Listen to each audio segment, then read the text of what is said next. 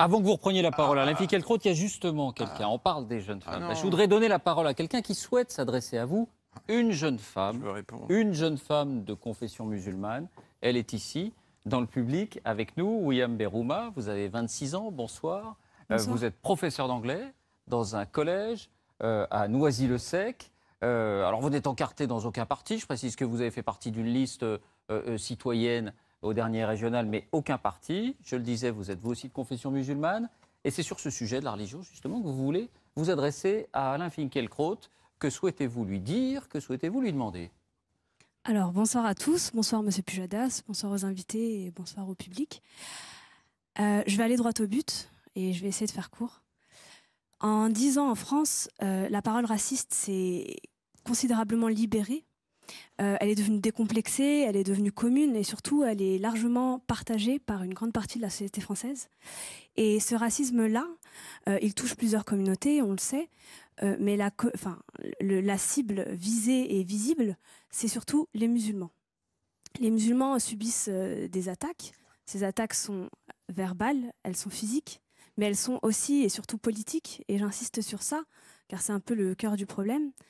Et quand je parle de politique, bien sûr, on sait que ces attaques, elles ont lieu dans la rue. Je pense notamment aux femmes voilées qui se sont faites agresser. Je pense aux mosquées qui ont été saccagées.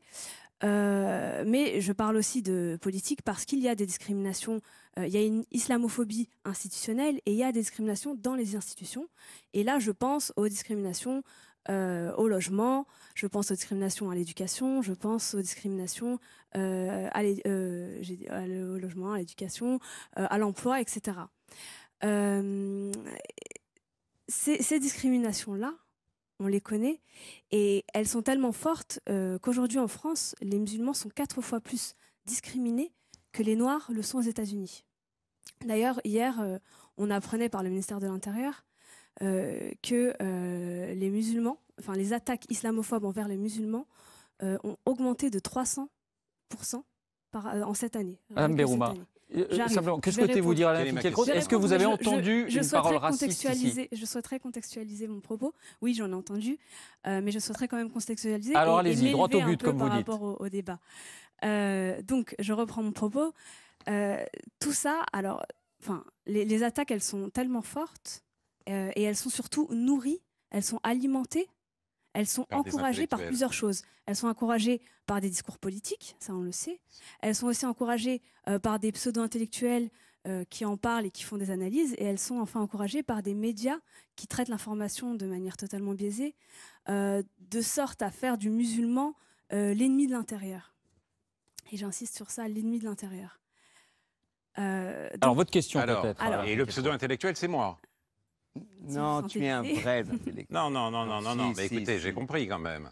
J'ai compris. Alors, je peux vous répondre. Quel est le propos que vous avez entendu ce soir, par exemple, qui vous trouble ou que vous jugez déplacé? Je préfère terminer mon propos tout d'abord. Et ensuite, de toute façon, on aura le temps d'en parler. Donc, je disais que tout ça a été nourri et alimenté. Et moi, en tant que musulmane, je le vois tous les jours et je ne peux que constater ce climat nauséabond dans lequel je vis.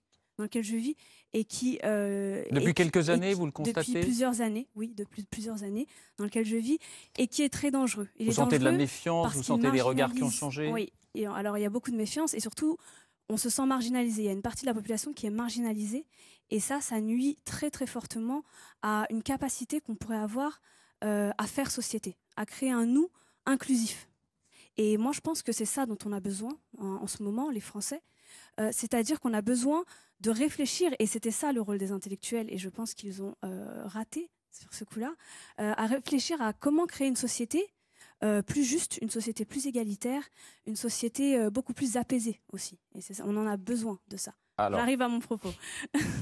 Donc, c'est un dialogue, hein, donc... Oui, je sais. Oui, je voudrais pouvoir vous répondre. Et là, je m'adresse à vous, Monsieur Finkielkraut, et je trouve que sur ce point-là, vous avez fait tout le contraire.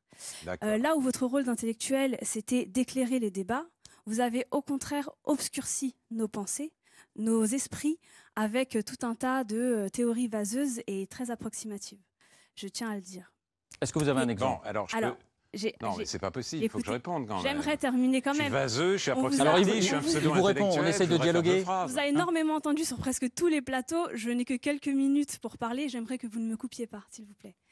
Donc... Bon, c'est bien de dialoguer en même temps. Oui, tout à fait. Mais j'aimerais terminer mon propos. Ensuite, il me parlera et je lui répondrai s'il le faut. Donc, ces théories vaseuses. Et vous avez surtout surfé sur des peurs. Vous avez alimenté des amalgames que j'ai entendus, que bon nombre de mes concitoyens ont entendus. Et tout ça a encore plus alimenté ce climat-là délétère et ce climat qui est très, à mon sens, qui est très grave. Et vous avez surtout, ce qui est pour moi le pire, vous êtes octroyé le droit de parler d'islam, de parler des musulmans et de parler des quartiers populaires, alors que vous n'en avez ni les compétences, ni la légitimité. Bon, merci. Je n'ai pas terminé, je souhaite terminer. Non, là, on va lui laisser vous répondre, s'il vous plaît. Il faut que ce soit un dialogue, faut que ce soit... c'est pas possible, écoutez. Alors, je vous rassure, monsieur Finkielkraut, je vous rassure, vous allez me répondre tout de suite. Et vous n'êtes pas le seul à jouer à ce jeu-là. J'interpelle aussi les médias qui vous font tribune et qui vous permettent de parler à vous et à d'autres personnes comme M. Zemmour, comme M. Bernard-Henri Lévy, et qui vous permettent à vous... Voilà, mais là, eux, ils ne sont pas là pour répondre. Là, il est là, lui, je sais, mais je termine. Il vous répond. Allez-y, Alain Finkielkraut. Allez-y. Des semeurs de haine et de discorde. C'est catastrophique. Et moi, je vous pose ma question. Du coup, je vous la pose, ma question. Alors, allez-y pour la question. Alors, ma question, c'est, êtes-vous conscient, et du coup, vous aussi, M. Pujadas... Que vous êtes un salaud, non. Êtes-vous conscient... J'aurais pu le dire, mais je ne l'ai pas dit. Êtes-vous conscient de faire mal à la France? Et êtes-vous conscient à quel point vous faites mal à la France? Vous m'en avez absolument convaincu. Donc, je suis, je dois vous dire, absolument accablé par ce que je viens d'entendre. L'une des forces spirituelles de l'Europe, ça a été sa capacité de se remettre en question, de ne pas persister dans sa fatuité. Il y a malheureusement, parmi les musulmans, je dis bien parmi les musulmans, une tendance tout à fait contraire. On se replie sur une susceptibilité à fleur de peau et on cherche à toute chose un coupable extérieur. Et c'est véritablement dommage, car l'occasion, si vous voulez, ça s'impose aujourd'hui. Une remise en question de l'islam par lui-même est absolument indispensable. Et, je dois dire, un certain nombre d'intellectuels musulmans le font. Abdenour Bidar, Boualem Sansal, Kamel Daoud, et je citerai aussi, sur la question des femmes, le poète d'origine syrienne Adonis, un livre intitulé « La violence et l'islam ». Il est vrai aujourd'hui que le problème principal de l'islam ne vient pas du mal que lui fait l'Occident, mais précisément de l'oppression que lui ferait subir l'Occident, mais de l'oppression des femmes en terre d'islam. Une oppression qui asservit les femmes et qui mutile les hommes et qui les entraîne dans un culte de la virilité absolument délirant. Il est important de le dire. Heureusement, certains intellectuels musulmans le font, mais à dénoncer, si vous voulez, sans cesse l'islamophobie, dès lors qu'on tient un discours un peu critique, on s'installe dans le grief et dans la plainte. Et moi, je serais d'accord avec madame pour dénoncer le racisme, mais tous les racismes, c'est des proches qui disaient « je m'inscrirai à SAS Racisme le jour où on mettra racisme au pluriel ». Je voudrais rappeler qu'il y a eu sur FR3, le jeudi 22 octobre, un documentaire sur les profs en territoire perdu de la République.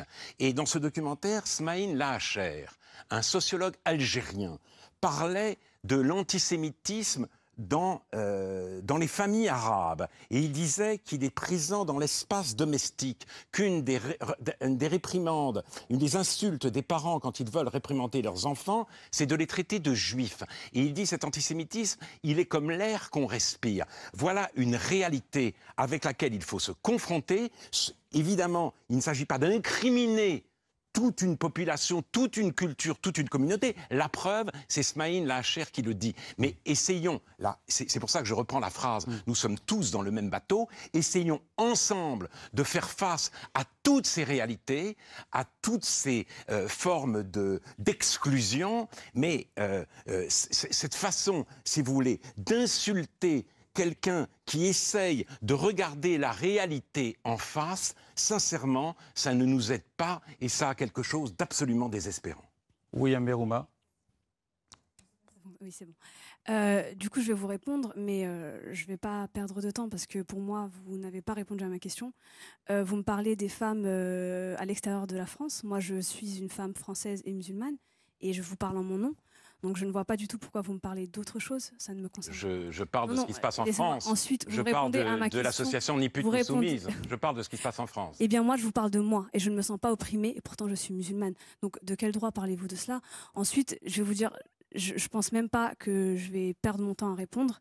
Je vais plutôt vous dire, il y a une vidéo qui tourne sur vous sur Internet où vous criez à Monsieur Dafri, taisez-vous, taisez-vous. Je vais vous dire, moi, pour le bien de la France, je vous dis la même chose. Taisez-vous, Monsieur Filkenkröth. Voilà, c'est merveilleux, vous l'avez invité. Alors, je voudrais quand même, une toute petite réponse.